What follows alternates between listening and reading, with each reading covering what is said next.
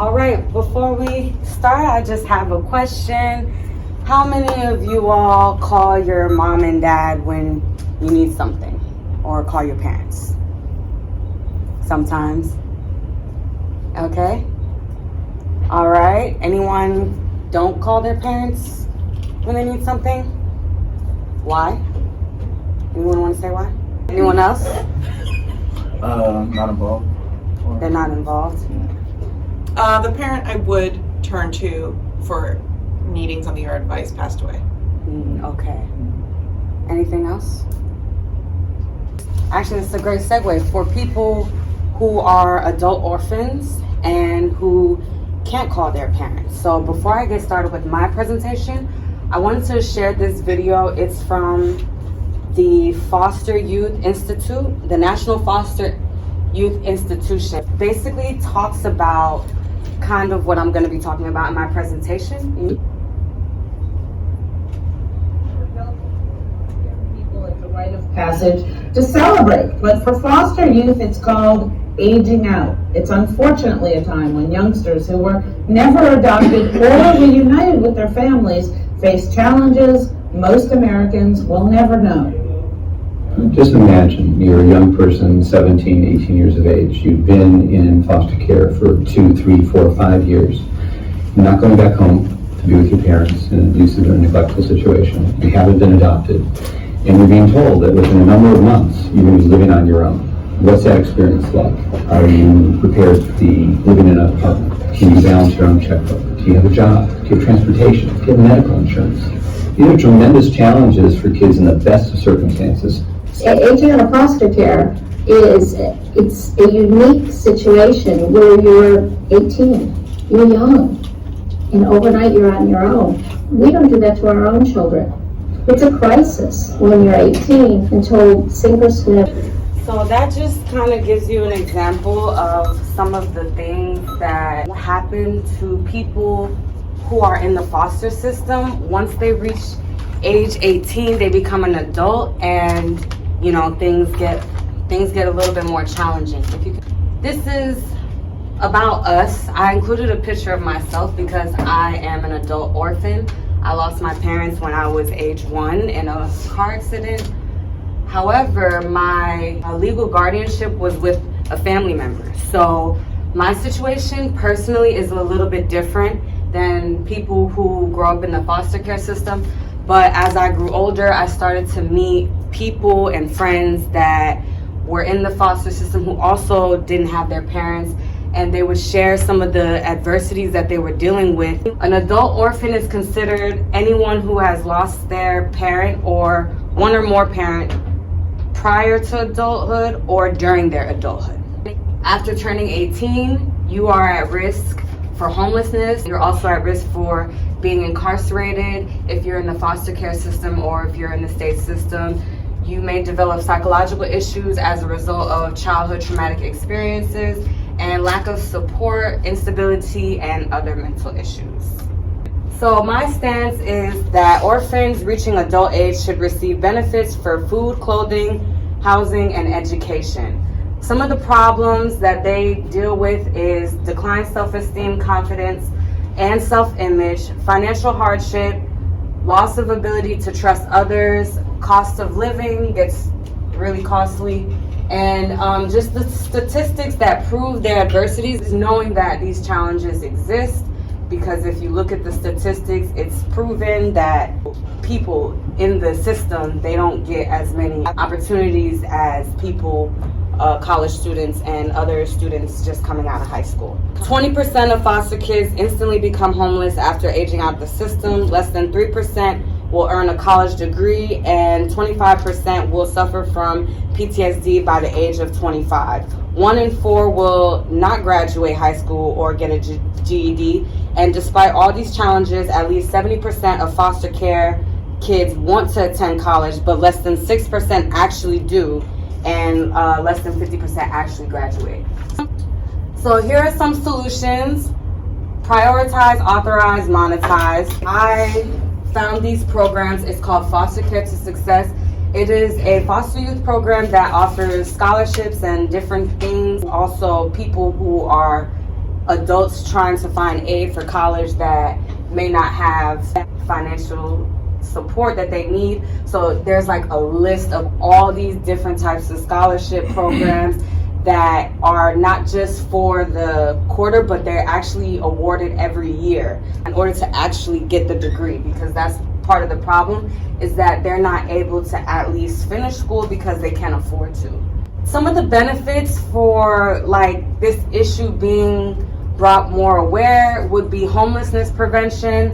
What a lot of people don't know is that a lot of people who suffer from homelessness is a result of them being in the state system, whether it is in foster care or if they were incarcerated. Also a lot of veterans as well. That's something that they encourage foster kids to join the military as soon as they turn 18 to prevent homelessness, which in the end, depending on their service, they might end up still being homeless because there's issues with veterans and homelessness.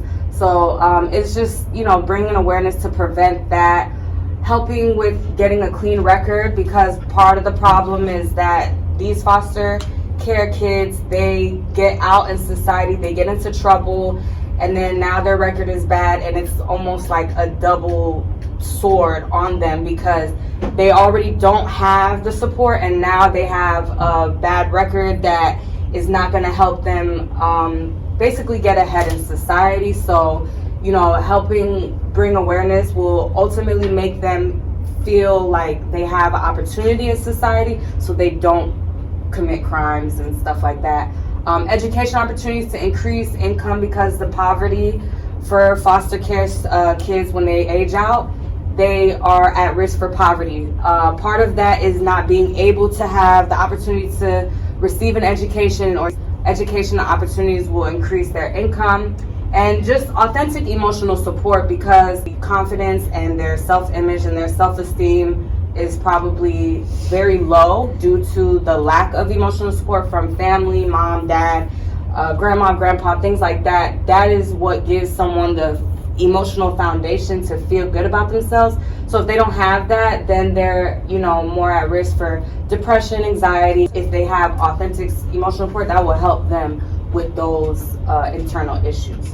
This is just to emphasize on the overall main benefit. It's just overall better living, overall life is better. I chose this picture because this is actually a foster girl. My cousin helped with the hair and makeup for foster girls in Connecticut. I just liked how, she looked so happy. She just looked so full of life. And that's overall like what we want. We just want these people to feel included. We want them to feel loved. We want them to feel like they matter and that they're also a part of society. Education is probably one of the biggest things. I don't know if any of you all are familiar with the Parent Plus loan.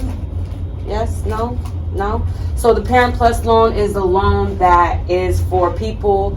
If you're a parent, you can take out a loan for your child in order to receive education. And so if you're an orphan, you don't really have that opportunity. And so a lot of people, they end up getting education because maybe they have a grandparent, or they have a parent, or they have someone who basically can support them by taking out loans. So if you're not someone who has that resource, you don't have that parent, you don't have that grandparent, then now it's going to become a burden for you to try to get an education. So we want education, higher education, to be the goal. We don't want it to be a burden. Basically get the same privileges as other people with parents.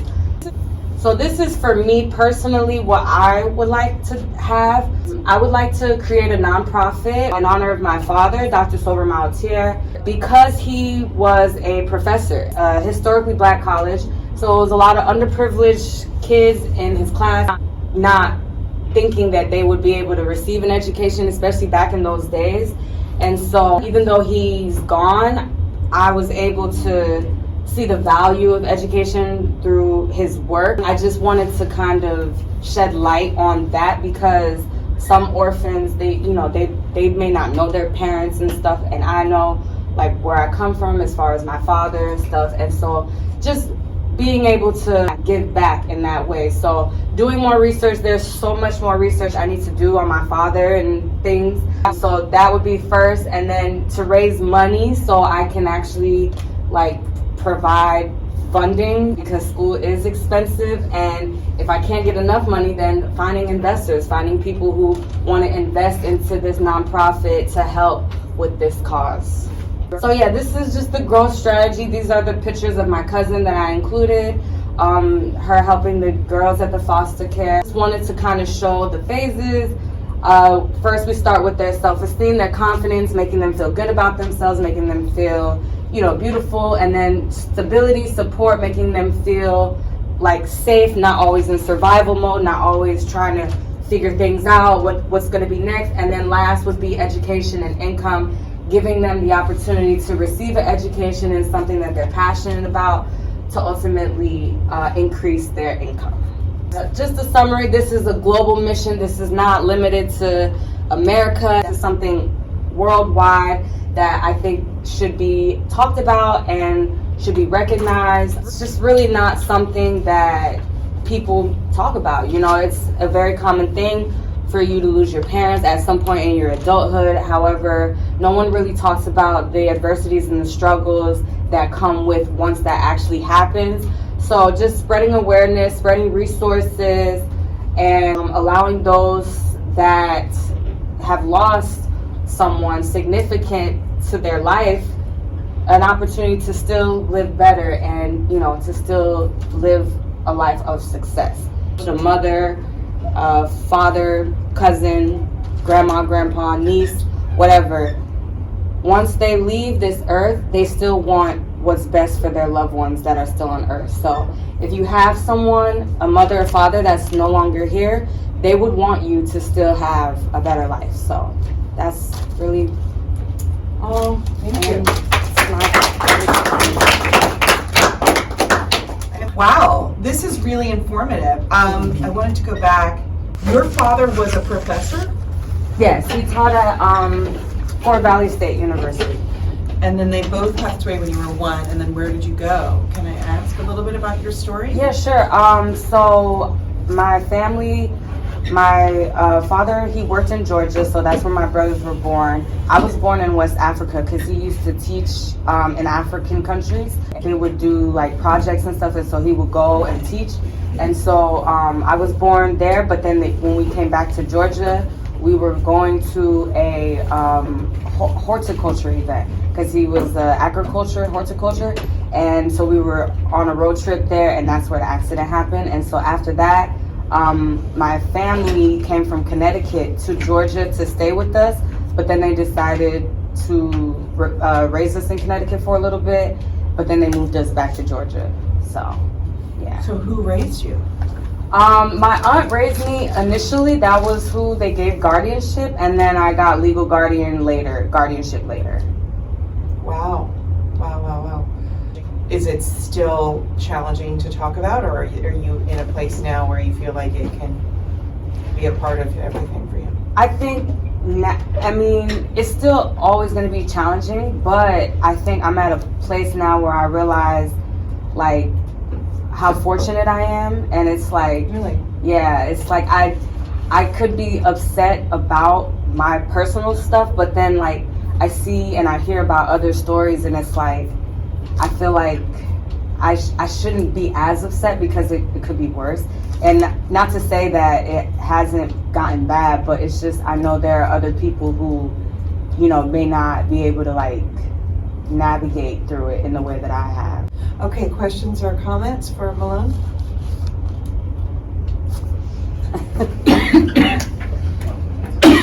Thank you.